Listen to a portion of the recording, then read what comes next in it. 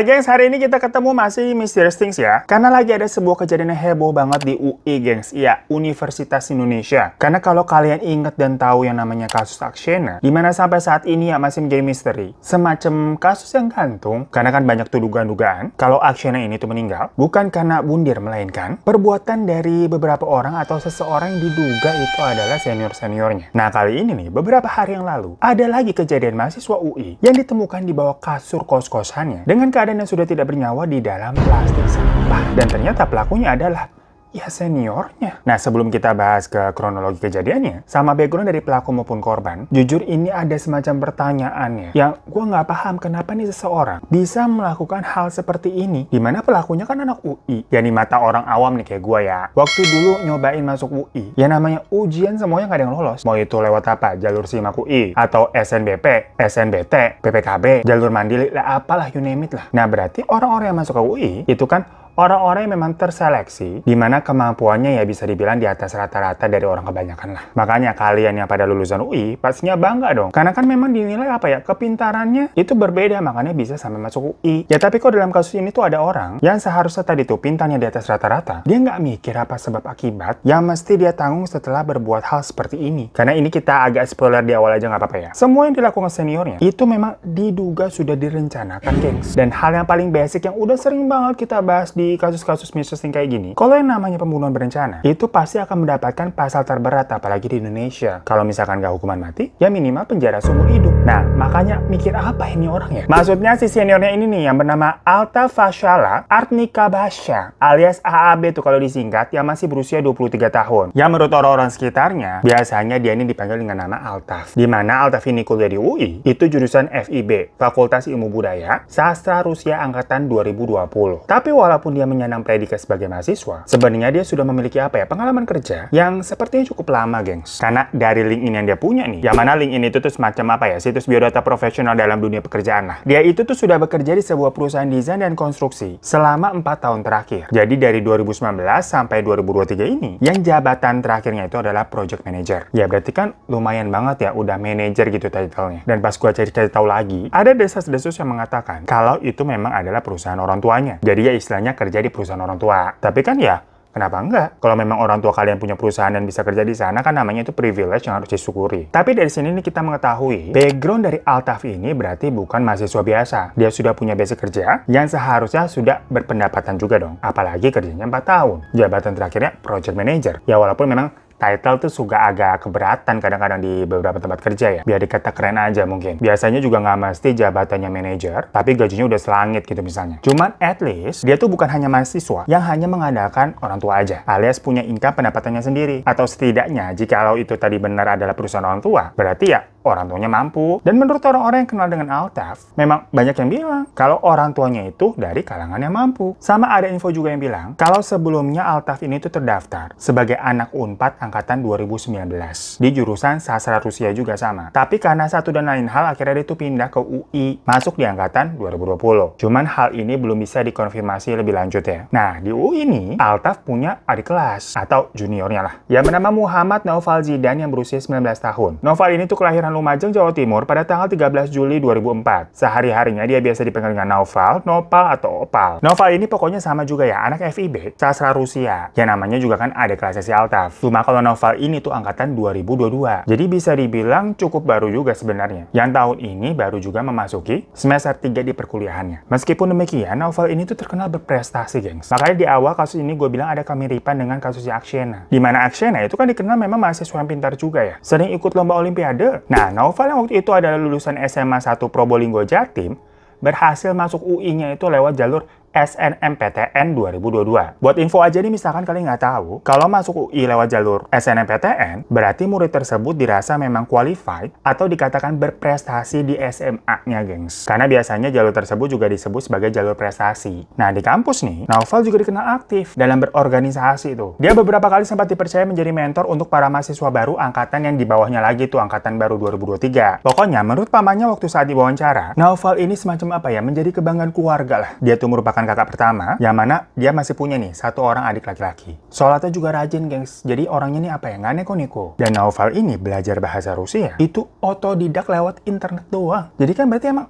cespleng aja ya otaknya, emang pinter. Meskipun memang biasanya orang-orang di awal tuh melihat dia sebagai anak yang pendiam, tapi menurut orang-orang di sekitarnya yang udah kenal Naufal, ternyata dia cukup supel dan komunikatif, gengs. Sama Altaf aja nih yang merupakan seniornya, itu dia dekat udah jadi kayak semacam kakak adik gitu, dia manggilnya aja abang. Jadi antara Naufal sama Altaf ini memang saling kenal ya konteksnya. Nah, waktu hari Minggu tanggal 30 Juli 2023, Naufal yang waktu itu lagi liburan pulang ke rumahnya yang ada di daerah Probolinggo sana, Lumajang, mau balik ke Jakarta nih. Karena ya harus masuk kuliah lagi, dan ada mahasiswa baru nih yang angkatan 2023 itu butuh bimbingannya dia. Ya udah deh, karena itu pihak keluarga mengantarkan Naufal ke Bandara Juanda. Di bandara nih mereka sempat foto-foto untuk mengabadikan momen. Ya dari pandangan orang tua nih biasanya. Namanya anak pergi merantau. Istilahnya walaupun buat kuliah tapi kan sendirian. Pasti perasaannya campur-campur tuh. Ya sedih tapi bangga juga. Tapi ya takut juga melepas anaknya nih seorang diri di kota besar. Dan siapa sangka kalau momen foto-foto terakhir di bandara itulah adalah akhir dari pertemuan mereka, gengs. Abis sudah pergi nih ke Jakarta Naufal, 2 hari kemudian Naufal ini nggak ngabar-ngabarin lagi tentang keadaannya ke orang tuanya. Padahal selama merantau tuh, kuliah di UI, ngekos di Depok, Naufal ini tuh tipe-tipe anak yang selalu ngabarin apapun ke orang tuanya. Terutama ke sang ibu yang bernama Ibu Elvira setiap hari, gengs. Loh kok ini tahu-tahu menghilang? Nggak ada kabarnya, dihubungin juga nggak bisa. Ya kasus-kasus seperti ini tuh emang biasanya tuh dimulai dari orang yang hilang kabar ya. Nah makanya kalian inget, gengs, kabar-kabaran ke orang rumah, orang terdekat atau teman itu tuh penting. Mungkin kesannya emang sepele, kayak mengabarkan gue udah sampai rumah ya gitu, misalkan tadi habis pergi bareng nih, tapi pulangnya pulang masing-masing pisah. Nah hal sekecil itu penting untuk misalkan make sure buat orang lain ini tahu kabar kita udah selamat pulang sampai rumah. Begitupun sebaliknya. Nah ini Naufal tumben-tumbennya sampai 2 hari nggak ada kabarnya lagi. Ya cemas dong keluarga. Akhirnya sang ibu ini meminta kerabat yang ada di Jakarta, kebetulan tinggal juga di Jakarta tuh, untuk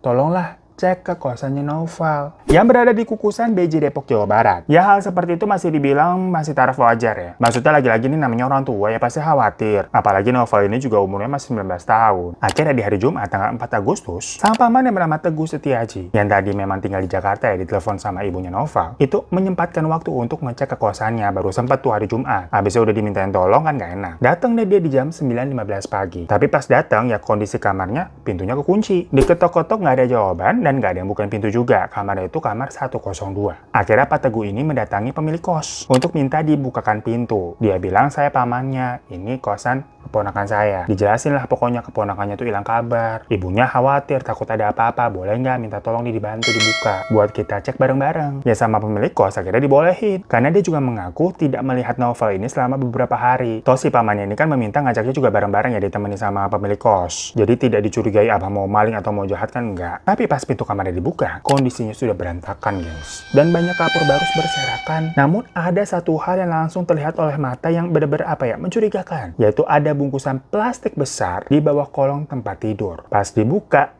ternyata benar isinya Naufal, tapi dalam keadaan sudah tidak selamat. Dari situ sang paman dan pemilik kos langsung keluar dengan kaget ngelapor polisi. Saat polisi datang ya langsung dilakukan penyelidikan. Untungnya ada kamera CCTV yang terpasang di lingkungan kosannya itu, di mana memang terlihat ada seorang pria yang keluar masuk kamarnya Naufal. Ya dari rekaman itu dibawa ditanyain dong ke orang-orang yang kenal sama Naufal, termasuk teman-temannya di kampus. Dan dengan mudah langsung diketahui kalau si pria yang ada di CCTV itu adalah kakak seniornya Altaf. Nah kan pada kenal juga pastinya, walaupun senior beda angkatan tapi kan sama-sama satu jurusan. Hari itu juga langsung dicari Altaf dan ketemu. Dia lagi di kosannya sendiri gitu, nggak kabur. Dan waktu diinterogasi, Altaf ini juga langsung mengakui perbuatannya, gengs. Karena lagi-lagi bukti CCTV itu udah yang paling legit dan nggak bisa dibantah. Terlihat kan mereka berdua nih masuk nih dalam keadaan sehat, si Altaf sama Naufal gitu kan, seret. Ya tahu-tahu si Altaf keluar seorang diri aja, sementara Naufal nggak kelihatan keluar kamar lagi. Sampai akhirnya tadi pamannya masuk ngecek. Nah jadi menurut pengakuan Altaf, kejadiannya itu terjadi pada hari Rabu, tanggal 2 Agustus 2023, sekitar jam 6 sorean, gengs. Dimana waktu itu memang si Altaf ini tuh mau mengantarkan Naufal ke kosannya setelah mereka kelar kuliah. Jadi abis selesai kelas, Altaf nganterin Naufal dulu nih. Seperti yang udah dijelaskan di awal, kalau mereka ini memang sudah cukup dekat. Karena kan ini nganggapnya juga abang adek gitu ya. Tapi ternyata pada saat itu, Altaf membawa pisau lipat yang awalnya ditaruh di jok motor. Tapi pas sampai kosannya Naufal, itu pisau dia ambil dan dimasukin ke kantong bagian kanan. Nah, di part ini aja kan udah bisa dijadikan landasan adanya dugaan berencana. Karena ya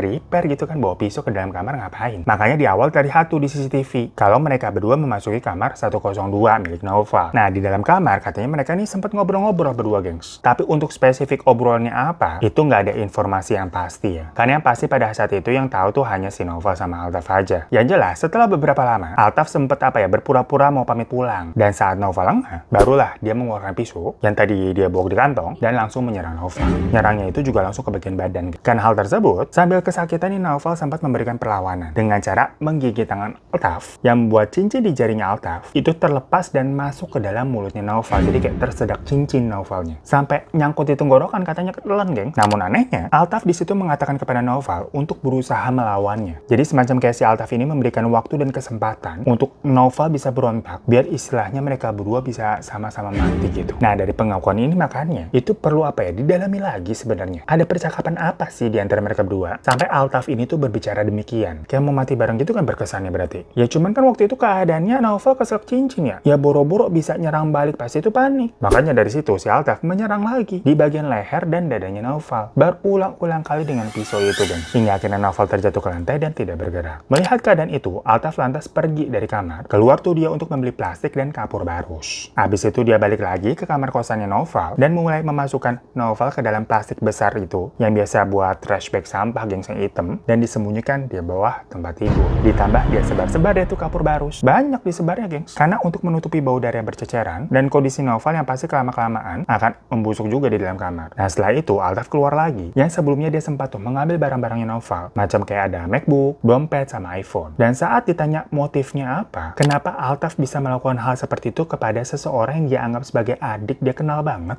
Altaf bilang kalau dia tuh iri dengan kesuksesan Naufal dan dia juga kebetulan terlilit utang pinjol. Nah, di sini sebenarnya ada yang aneh dan menjadi perdebatan dari para netizen nih, gengs. Titik misteriusnya tuh di sini. Makanya tadi dari awal kan kita jabarin tuh backgroundnya. Dari Altaf yang terlihat lahir dari keluarga mampu, yang mana dirinya juga sudah bekerja dan punya jabatan project manager. Oke lah, misalkan duit atau gajinya tuh habis sampai dia kelilit pinjol. Tapi apa emang iya sampai harus menghabisi orang seperti itu? Yang mana ngincarnya nih anak rantau 19 tahun, ngekos sendirian di Depok. Yang sehari-harinya juga hidupnya cukup sederhana, bukan kayak terlihat anak kaya yang suka hedon-hedonan, yang kenapa diincarnya yang begitu gitu, apakah logis? Karena kalau motifnya berarti ingin menguasai harta korban, karena kan pada akhirnya memang si Altaf ini mengambil barang-barangnya, kayak tadi tuh MacBook, iPhone, dan lain sebagainya, itu menurut gue kalau dijual-jual juga ya semahal-mahalnya seberapa sih? Dengan catatan si Altaf ini dari keluarga mampu yang bisa beli barang-barang itu juga mungkin minta ke orang tua, atau dari penghasilannya, kayak bukan sesuatu yang wah banget gitu kalau dibilang untuk menguasai harta korban. Nah, jadi kalau dari sumber-sumber yang memang gue baca-baca dan riset, pertanyaan gue di awal kan kayak emang berapa sih utang pinjolnya nih? Katanya sih menurut berita-beritanya itu sampai sekitar 80 jutaan, guys. Yang mana awalnya si Altaf ini itu main investasi kripto. Ya mungkin dari kalian banyak yang tahu ya kalau misalkan investasi kripto tuh bisa lo sampai bener-bener bikin bangkrut gitu. Dan menurut Altaf, Naufal ini juga sama, main kripto juga bareng dia. Tapi entah kenapa si Naufal ini itu jauh lebih sukses. Jarang loss-nya, gengs. Makanya si Altaf ini tuh menganggap si Naufal tuh banyak duit. Karena sering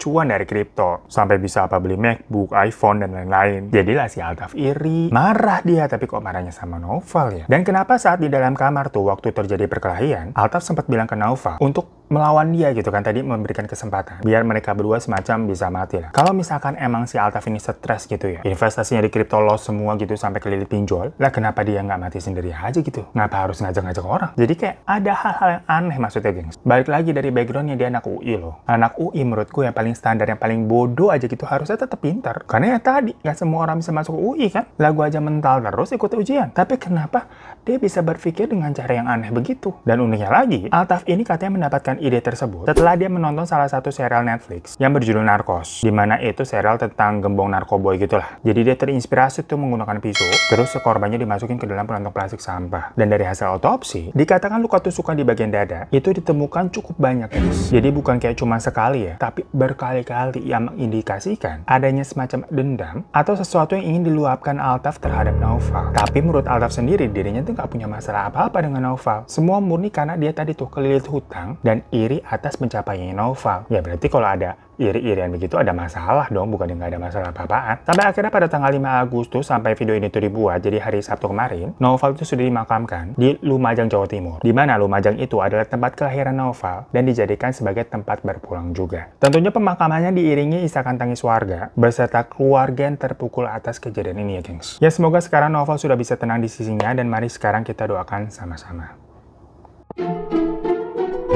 So guys, itu rangkuman mengenai berita terbaru tentang mahasiswa UI yang ada beberapa pelajaran bisa kita ambil dari kejadian ini ya. Pertama, hati-hati dengan pinjol. Kasusnya udah banyak di mana-mana, gengs. Jangan menggampangkan sesuatu semua hal-hal dengan pinjol deh. Dan juga jangan kemakan gengsi ataupun ikut sana-sini gitu, apalatah istilahnya ya. Kalau misalkan nggak ngerti investasi kripto, yang nggak usah ikut-ikutan. Biar dikata apa kekinian, keren gitu kan, masih muda udah investasi. Ya sebenarnya investasi itu benar, tapi pelajari dulu. Kalau emang nggak ngerti gitu ya, investasinya yang aman-aman aja, macam lo beli emas atau deposito. Kalau misalkan apa ya, kalian belum siap dengan hal-hal yang bisa terjadi di luar kontrol kita. Kalau kayak gitu udah loss banyak ya gimana, harus siap. Soalnya high risk kan high return juga pastinya. Jangan giliran loss banyak, terus kelilit utang, jadinya nekat tuh berbuat kayak Altaf. Itu anak orang lo yang dihabisin. Masa depannya juga cerah di-cut gitu aja. Perasaan keluarganya juga pastinya marah dan kecewa bukan main. Menurut gue sih satu kata yang cocok untuk kasus ini adalah egois. Mentingin diri sendiri aja pokoknya. Nganggap dirinya yang si paling susah, gimana caranya bisa keluar dari kesusahan itu, dan menghalalkan segala cara. Padahal yang bikin susah ya dia juga dari awal.